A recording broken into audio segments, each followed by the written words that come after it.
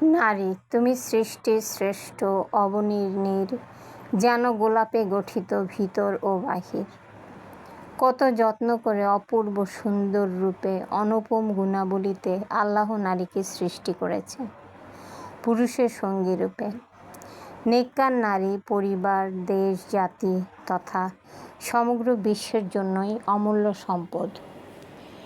একজন নারী তার দায় দায়িত্ব সম্পর্কে থাকবে সচেতন, নামাজে একনিষ্ঠ, আল্লাহর প্রতি ভক্তিতে অবনত, নিজের পবিত্রতা রক্ষার্থে সতর্ক, কাজে কর্মে ইসলামের অনুসারী, মনে প্রাণে ইসলামের নিয়মনীতিতে বিশ্বাসী, ধৈর্যশীলা, ন্যায়নিষ্ঠ, ইমানদার, অনুগতা, সত্যবাদী, বিনীতা, দানশীলা, রোজা পালনকারী, যৌনাঙ্গ হেফাজতকারিণী, আল্লাহর অধিক জিকিরকারিণী, তাকেই বলা যায় নেককার নারী। আল কোরআন ও হাদিসের বর্ণনা অনুযায়ী পৃথিবীর সর্বযুগের ও সর্বকালের সর্বোৎকৃষ্ট নেককার নারীরা হলেন হজরত মরিয়ম আলাইহিস সালাম, হজরত খাদিজাতুল কুবরা রাদিয়াল্লাহু তাআলা আনহু, হজরত আসিয়া রাদিয়াল্লাহু তাআলা আনহু, হজরত হাজেরা রাদিয়াল্লাহু তাআলা আনহু, হজরত রহিমা রাদিয়াল্লাহু তাআলা আনহু, হাফসা বিনতে ওমর ইবনুল খাতাব রাদিয়াল্লাহু তাআলা আনহু, উম্মুল মুমিনিন হজরত আয়েশা সিদ্দিকা রাদিয়াল্লাহু তাআলা আনহু, হজরত জয়নব বিনতে জাহাশ রাদিয়াল্লাহু তাআলা আনহু, হজরত ফাতেমা জোহরা রাদিয়াল্লাহু তাআলা আনহু প্রমুখ। কন্যা, জায়া, জননী নানা নামে ভূষিত ও বহুবিধ দায়িত্বে নিয়োজিত এক নারী। কন্যা, বোন, স্ত্রী কিংবা মা, নারীর কোনো দায়িত্বের চেয়েই কোনো দায়িত্ব কম নয়। প্রতিটি ক্ষেত্রেই নারী যখন তার স্ব কাজ ও দায়িত্ব ঈমানের সাথে সুচারুরূপে পালন করতে পারবে, তখনই সে নারী হয়ে উঠবে একজন নেককার নারী, আদর্শ ও অনুকরণীয় ব্যক্তিত্ব। আল কোরআন ও হাদিসে নেককার অপরিসীম মর্যাদা ও সম্মানজনক পুরস্কারের কথা ঘোষিত হয়েছে। রাসূল করিম সাল্লাল্লাহু আলাইহি সাল্লাম ইরশাদ করেন, কোনো ব্যক্তির জন্য ফরজকারের পর নেককার স্ত্রী অপেক্ষা উত্তম কোনো সম্পদ নেই। নেক স্ত্রীর লক্ষণ হলো যখন তাকে কোনো নির্দেশ দেওয়া হয় তা সে পালন করে। স্বামী যখন তার মুখের দিকে তাকায় তখন সে স্বামীকে আনন্দ দান করে। যদি তাকে কোনো শপথ দেওয়া হয় তবে সে তা পূরণ করে। স্বামী যদি কখনো বিদেশে চলে যায় তবে স্বামীর অনুপস্থিতিতে সে নিজের সতীত্ব ও স্বামীর ধন সম্পদ রক্ষা করে। ইবনে মাজাহ। ধার্মিকা নারীদের ফজিলত সম্পর্কে হজরত ইবনে ওমর রাদিয়াল্লাহু তাআলা আনহু হতে বর্ণিত হয়েছে, নবী করিম সাল্লাল্লাহু আলাইহি সাল্লাম ইরশাদ করেন, এই বিশ্বমণ্ডলের পুরোটাই ভোগ সামগ্রী ও আনন্দের সামগ্রী। তন্মধ্যে সর্বোত্তম সামগ্রী হলো ন্যাক ও সৎকর্মপরায়ণ নারী। মুসলিম। বিবাহের জন্য পাত্রী পছন্দের ক্ষেত্রে নেককার ও দিনদার নারীদের অগ্রাধিকার দেওয়া হয়েছে। এই প্রসঙ্গে হাদিসে পাই, নবী করিম সাল্লাল্লাহু আলাইহি সাল্লাম ইরশাদ করেন, স্ত্রী লোকের মধ্যে 4টি জিনিসের অনুসন্ধান করা হয়: সম্পদ, বংশমর্যাদা, সৌন্দর্য ও ধর্মভীরতা। হে ব্যক্তি, তুমি কেবলমাত্র ধর্মভীরু নারীকে বিবাহ করো, তোমার হাত ধূলিধূসরিত হোক। বুখারী ও মুসলিম। নেককার নারী পরিবার তথা দেশ, জাতি তথা সমগ্র বিশ্বের জন্যই উপকারী। ধার্মিকা স্ত্রী তার স্বামীকে সর্বদা সৎ পরামর্শের মাধ্যমে সঠিক পথ বাতলে দিয়ে সকল বিপদ থেকে দূরে রাখেন। মহানবী সাল্লাল্লাহু আলাইহি সাল্লাম নেককার স্ত্রীদের আল্লাহর অনুদান বলে অভিহিত করেছেন। হজরত আনাস রাদিয়াল্লাহু তাআলা হতে বর্ণিত একটি হাদিসে এ প্রসঙ্গে বলা হয়েছে, মহানবী সাল্লাল্লাহু আলাইহি সাল্লাম ইরশাদ করেন, আল্লাহ যাকে দিনদার স্ত্রী দান করেছেন তাকে অর্ধেক দিন দ্বারা সাহায্য করেছেন। এখন তার কর্তব্য হলো সে তাকওয়া ও ধর্মভীরতা দ্বারা বাকি দিন অর্জন করুক। কানজুল উম্মাল। নেককার স্ত্রী সর্বদাই স্বামীর ধর্মকর্মের সাহায্যকারিণী। ধার্মিকা স্ত্রী স্বামী ও তার পরিবারের জন্য আদর্শ স্বরূপ, অপরদিকে বদকারী স্ত্রী স্বামী, সন্তান ও তার পরিবারের জন্য অভিশাপ স্বরূপ। হজরত আব্দুর রহমান ইবনে আবজির রাদিয়াল্লাহু তাআলা হতে বর্ণিত হয়েছে, নবী করিম সাল্লাল্লাহু আলাইহি ওয়াসাল্লাম ইরশাদ করেছেন, নেককার মহিলা নেককার পুরুষের বিবাহ বন্ধন এমন যেমন বাদশাহর মাথায় মূল্যবান পাথর খচিত তাজ মুকুট, আর নেককার লোকের বিবাহ বন্ধনে বদকার মহিলা এমন যেমন বৃদ্ধ লোকের মাথায় ভারী বোঝা। দুররুল মানসুর। পুণ্যবান ও সচ্চরিত্র নারীর স্বরূপ সম্পর্কে হজরত উমর রাদিয়াল্লাহু তাআলা আনহু বলেছেন, নারী জাতি 3 প্রকার। ওই নারী যে সচ্চরিত্রা, বাধ্যগত, প্রফুল্লমনা, কোমল হৃদয়, অধিক মহব্বতকারিণী, অধিক সন্তান প্রসবকারিণী, সর্বাবস্থায় স্বীয় স্বামী ও পরিবারের সকলের প্রতি দয়াময়ী। কিন্তু এমন মহিলা পাওয়া যায় না, কমই পাওয়া যায়। দ্বিতীয়, ওই নারী যে পাত্রের মতো যাতে জিনিস রাখা হয় এবং বের করা হয়, অর্থাৎ অধিক জন্ম দেওয়ার উপযুক্ত নয়। 3 নাম্বার, ওই মহিলা যে ধোঁকাবাজ, দাগাবাজ, আল্লাহ যাকে চান তার উপর এমন দুরাচার মহিলা চাপিয়ে দেন, আর যাকে চান তার উপর থেকে হটিয়ে দেন। কানজুল উম্মাল। দিনদার নারীর ফজিলত অপরিসীম। তাবরানী শরীফে পাই, হজরত আবু উমামা রাদিয়াল্লাহু তাআলা আনহু হতে বর্ণিত,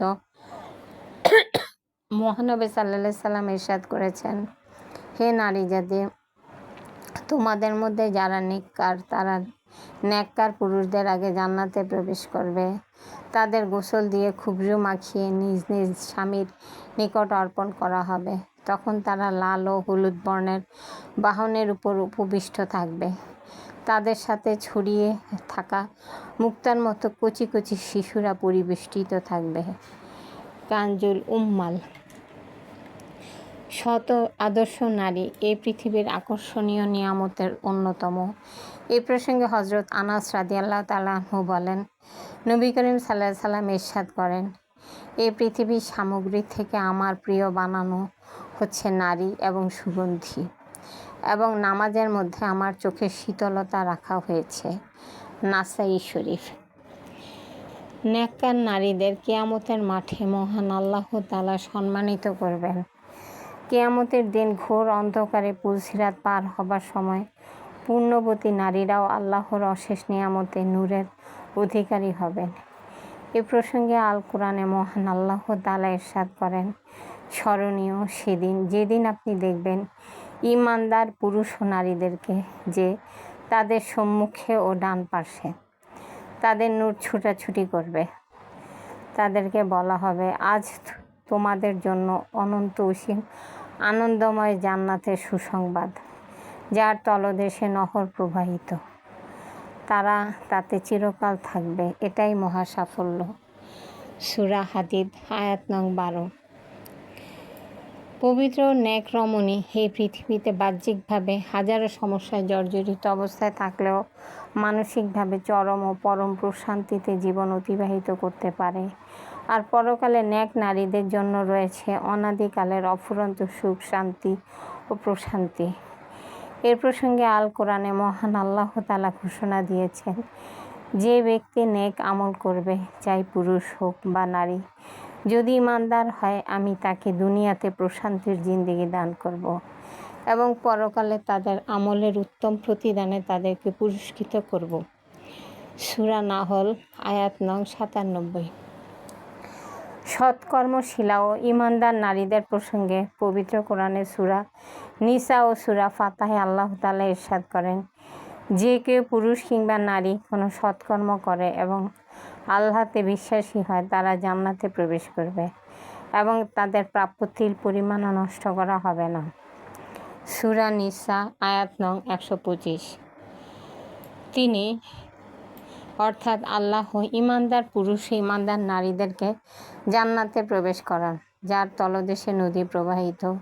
সেটায় তারা চিরকাল থাকবে এবং আল্লাহ তাদের পাপ মোচন করবেন।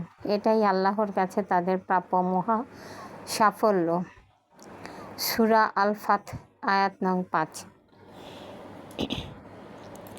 সৎকর্মশীল নেককার ও দিনদার নারীদের ফজিলত সম্পর্কে হজরত উমর রাদিয়াল্লাহু তাআলা আনহু হতে বর্ণিত এক হাদিসে পাই, ন্যাক ও সৎকর্মপরায়ণ একজন মহিলা 1000 বেআমল পুরুষ হতে উত্তম। আনিসুল ওয়াইমিন। অপর এক হাদিসে নবী করিম সাল্লাল্লাহু আলাইহি সাল্লাম বলেছেন, নিশ্চয়ই পৃথিবীর ন্যাক বধ নারীগণ জান্নাতের মাঝে 70,000 আয়তনওয়ালা রূপসী হুরদের চেয়েও উত্তম হবে।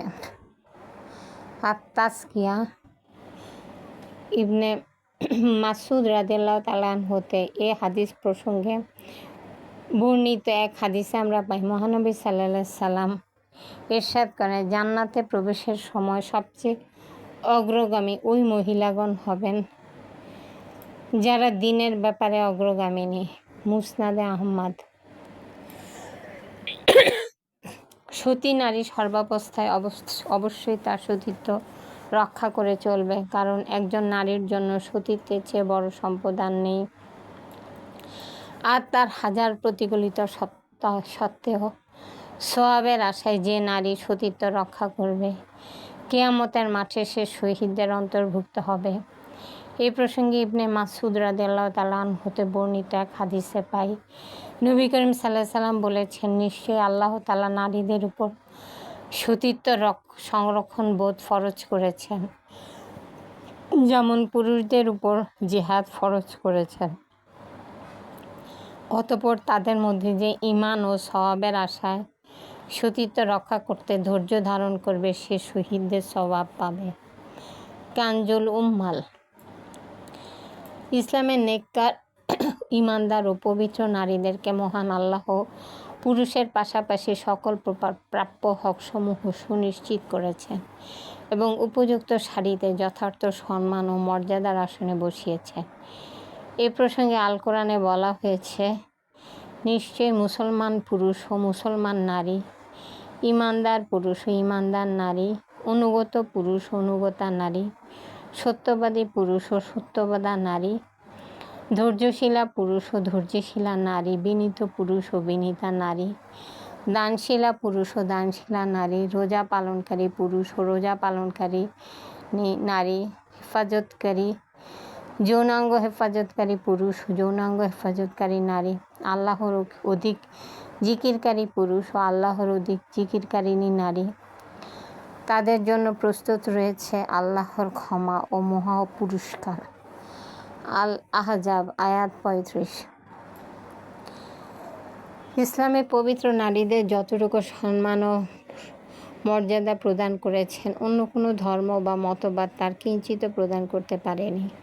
অনেক ক্ষেত্রে ইসলাম পুরুষদের চেয়েও নারীদের বেশি মর্যাদা ও অধিকার দিয়েছেন। এ প্রসঙ্গে একটি হাদিসে উল্লেখ করা যায়, জনৈক সাহাবী রাসূলুল্লাহ সাল্লাল্লাহু আলাইহি সাল্লামের কাছে আরজ করলেন, রাসূলুল্লাহ, আমি কার সাথে সর্বাধিক সদ্ব্যবহার করব? রাসূলুল্লাহ সাল্লাল্লাহু আলাইহি সাল্লাম উত্তরে বললেন, তোমার মায়ের সাথে। অতঃপর জিজ্ঞাসা করলেন, তারপর কার সাথে? নবী করিম সাল্লাল্লাহু আলাইহি সাল্লাম বললেন, তোমার মায়ের সাথে। পুনরায় সাহাবী জিজ্ঞাসা করলেন, তারপর কার সাথে? প্রিয় নবী সাল্লাল্লাহু আলাইহি সাল্লাম এবার উত্তর দিলেন, তোমার মায়ের সাথে। এরপর চতুর্থবার প্রশ্ন করলেন, তারপর কার সাথে? তখন প্রিয় নবী সাল্লাল্লাহু আলাইহি সাল্লাম উত্তর দিলেন, তোমার পিতার সাথে, এবং এরপর অন্যান্য নিকট থেকে নিকটতম আত্মীয়র সাথে। তিরমিজি।